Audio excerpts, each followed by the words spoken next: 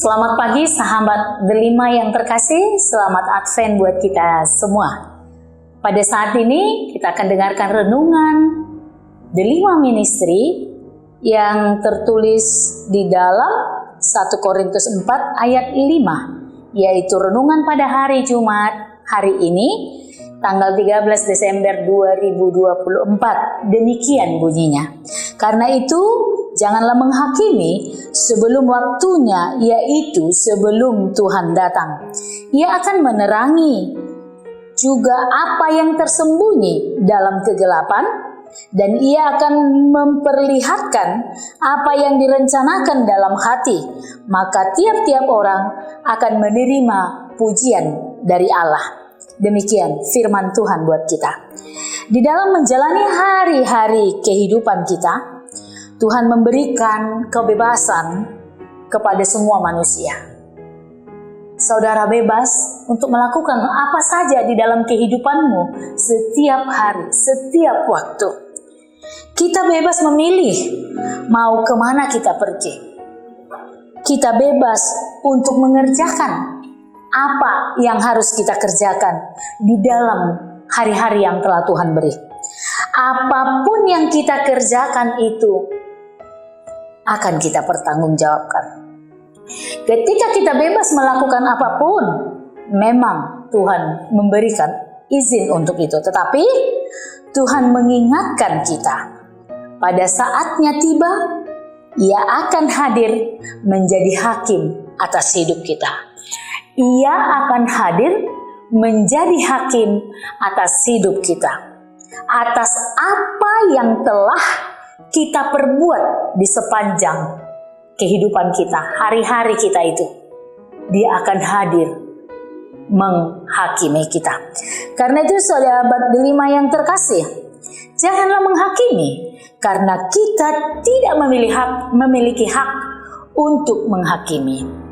Apalagi menjadi hakim atas sesama kita, saudara kita, sahabat kita, orang-orang yang ada di sekitar kita. Kita tidak memiliki hak untuk menghakimi mereka. Karena yang menjadi hakim atas dirimu, diri orang-orang, diriku, itu hanya Allah saja. Maka ketika Dia hadir, Dia akan menjadi hakim atas seluruh makhluk.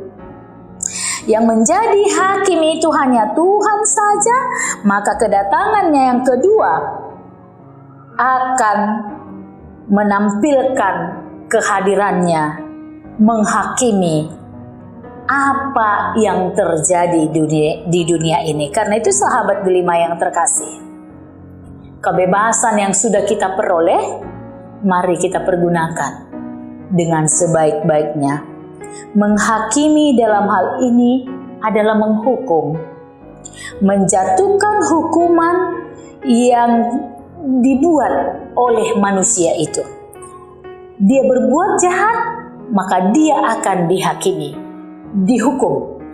Tetapi jika dia berbuat baik, maka dia seperti yang terakhir dari dalam ayat ini yang mengatakan akan mendapat pujian dari Allah.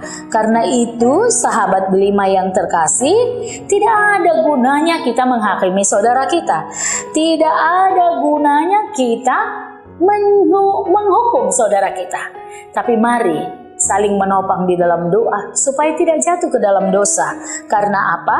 Karena apapun yang kita lakukan di dalam dunia ini, itu berdampak kepada kehidupan kita. Kita akan dihukum jika kita melakukan larangan-larangan Tuhan. Kita akan dihukum ketika kita tidak melakukan firman Allah, lari dari kehendak Allah. Kita akan mendapat apapun, sekecil apapun perbuatan kita, Tuhan akan menilai. Tuhan akan melihat, Tuhan Maha Tahu.